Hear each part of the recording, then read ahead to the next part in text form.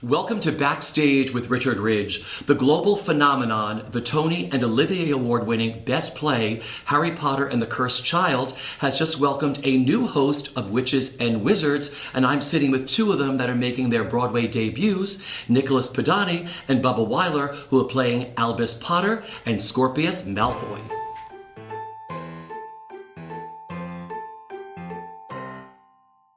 First of all, I'm so happy to be sitting with the two of you. Thanks, we're happy too. Yeah, happy to be seeing you. Okay, so you're making your Broadway debuts. Yeah. So I can say, welcome to Broadway. Thank you. How does it feel? Yeah.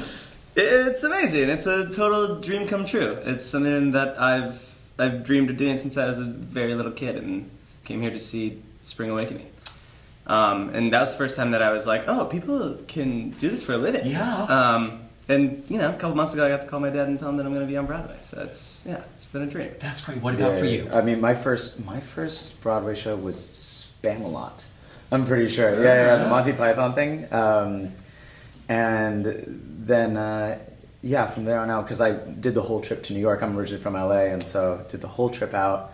Got to see that theater was such a culture here, and that made me so excited. And so, yeah. And then beyond that, also doing Harry Potter.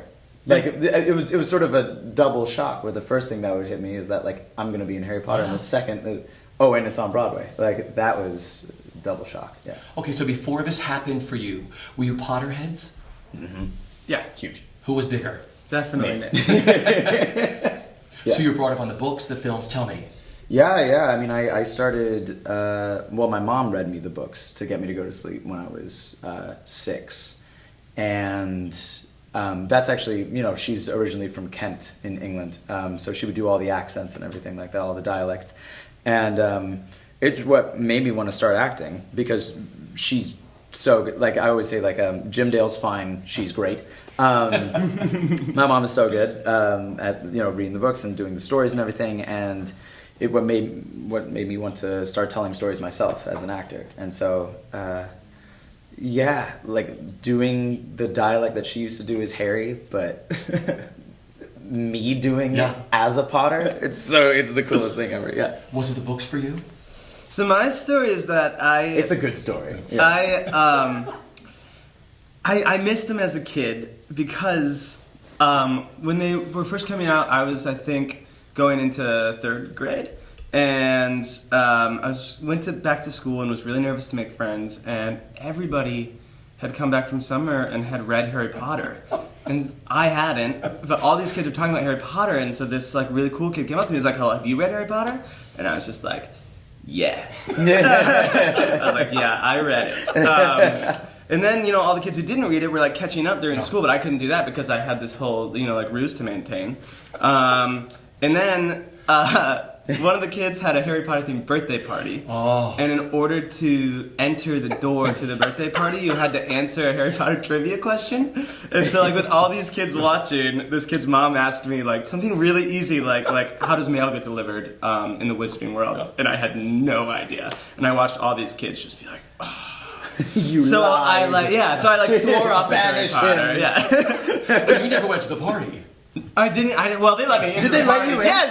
Okay. All right. That'd be cool. Go back. But I didn't want to be there anymore. Did you actually speed read the books? Well, no. I swore off them. I was like, that's not for me. I was so embarrassed. And then I went to college, and my very best friend in college, she's like a huge fan. And at a certain point, she was like, look, we can't be best friends if you haven't read Harry Potter. Yeah. And so for her 21st birthday, all she asked was that I read the first book. Okay. And then I read them all in like 2 months. Like it was, as soon as I started, it was a love affair. That is a great story. Yeah. Okay, so, I mean, these are such iconic roles. I mean, sought after roles too. What was your audition process like to get these roles?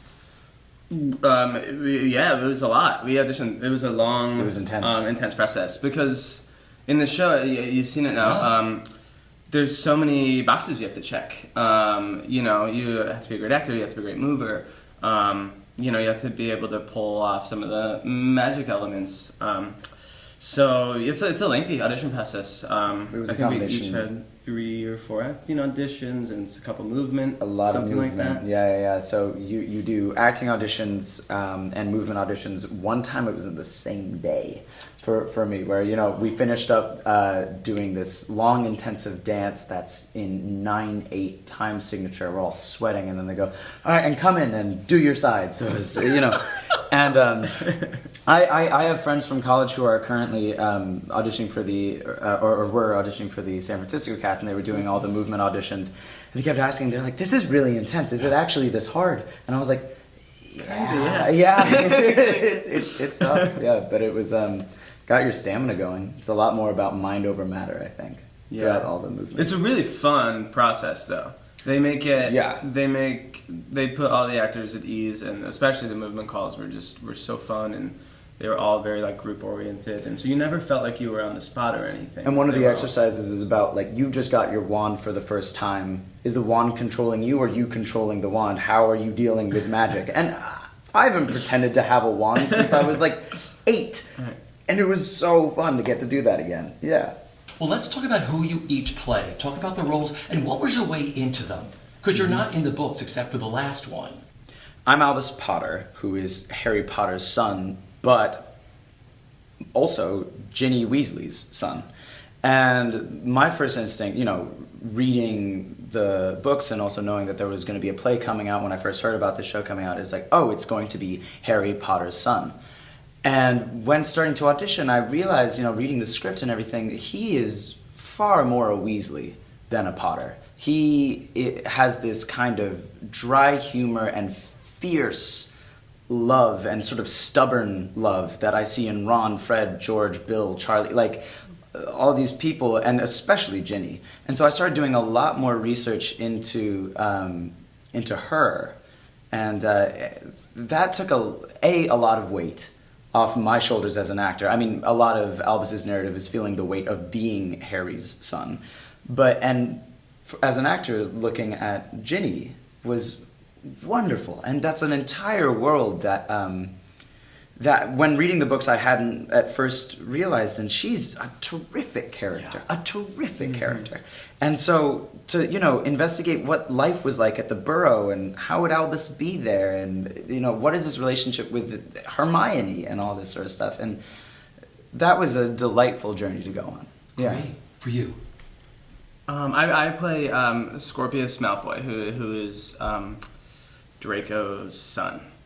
And, one of the things that's a great opportunity about playing this role is that it's not in the books. And so there isn't this sort of legacy to carry on. I mean, there is, because it's the Harry Potter franchise, but, if you're playing Harry or Ginny or Draco, there's this responsibility to uphold the characters that people know and love from the books.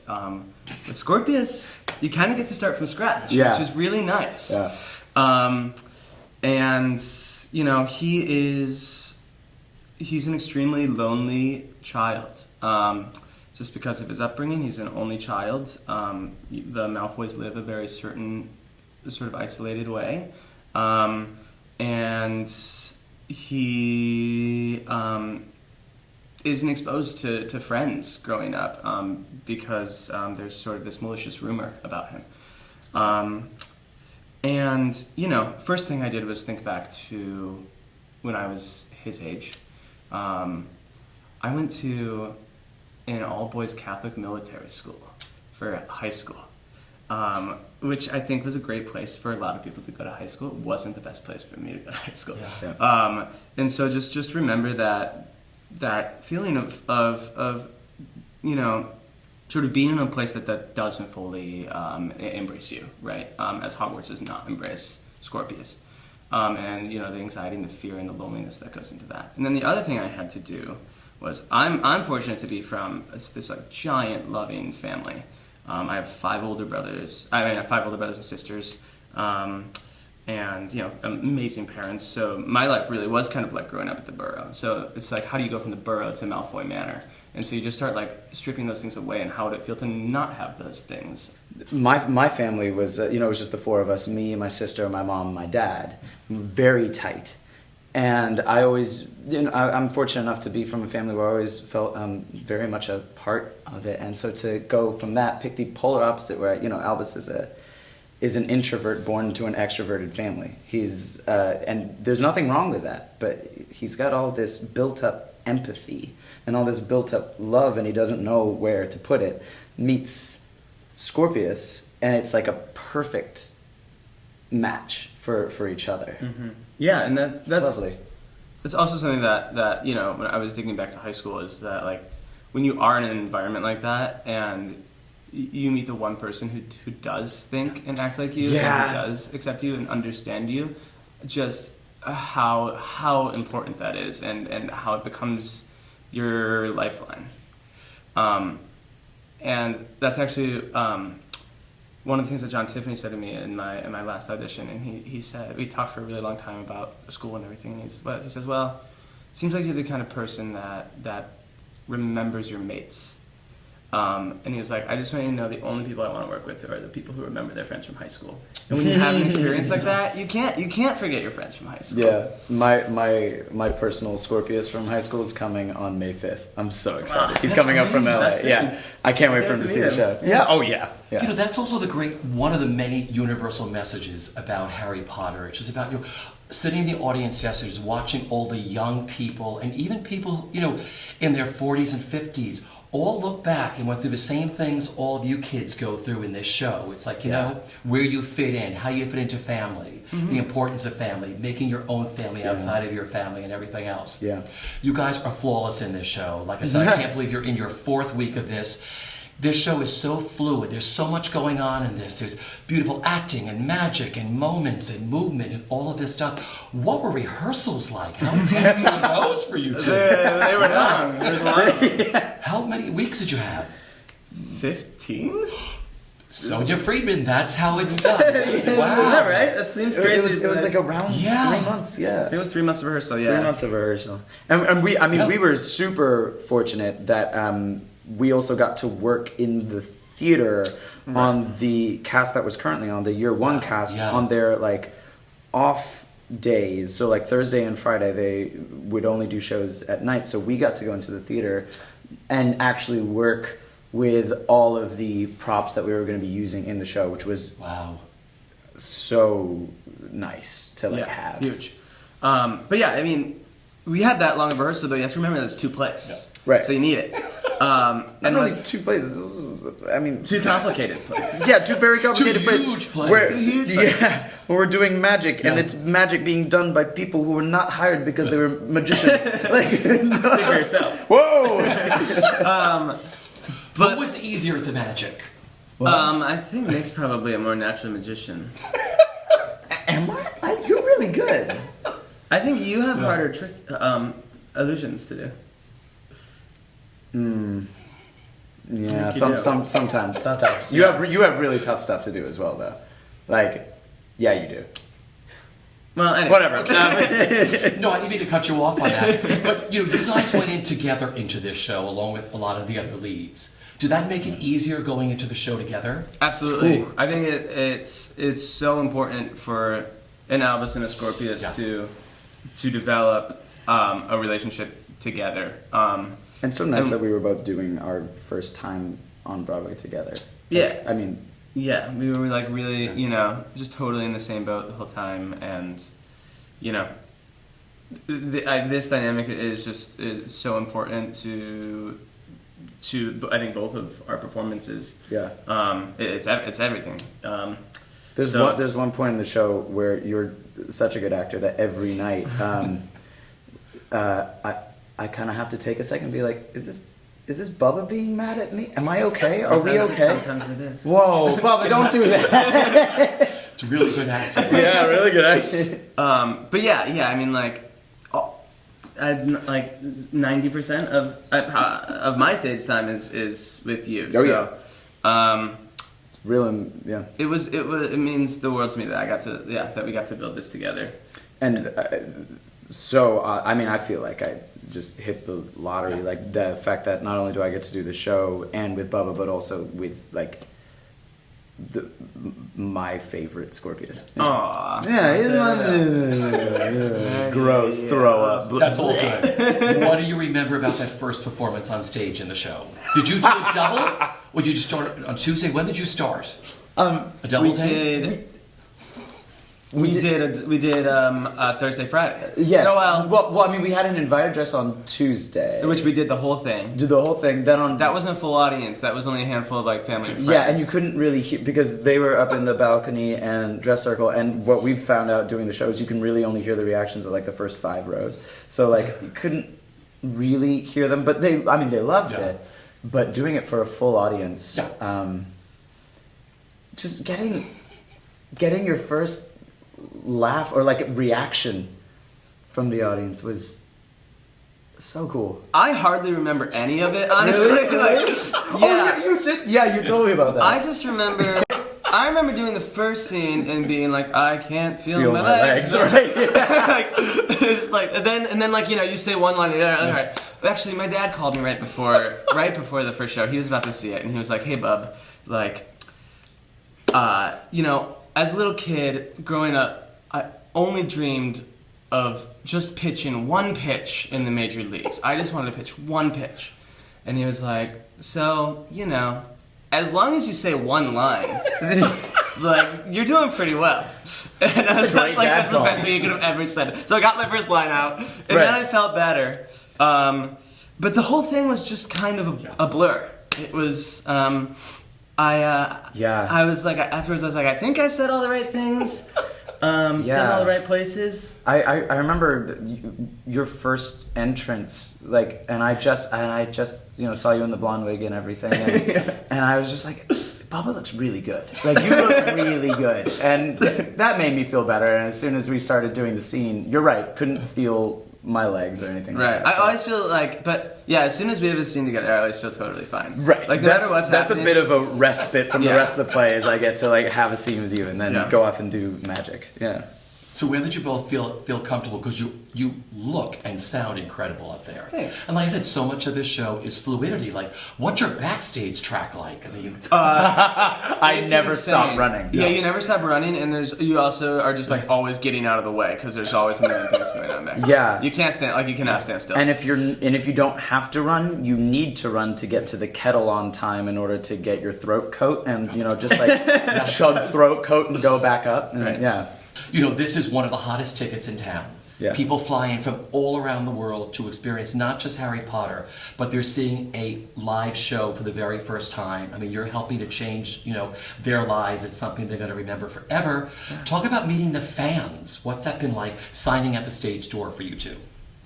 I would wait outside for the midnight book premieres, in full robes and everything. And so now I go out and, seeing these kids who are like 8, 10, 12, and they have one of the two of our wands, and sometimes both. You can just tell that in some cases, magic is so real for them in that moment when you finally see them in magic. Like they have just watched real magic happen on stage. They read about it, and then they saw it in movies, and now they've watched it happen. And it's so exciting. It is. I feel like what this play is doing for kids now is what the books did for my generation with reading. Because so many people, it's their first time seeing a Broadway show or a play, a live play.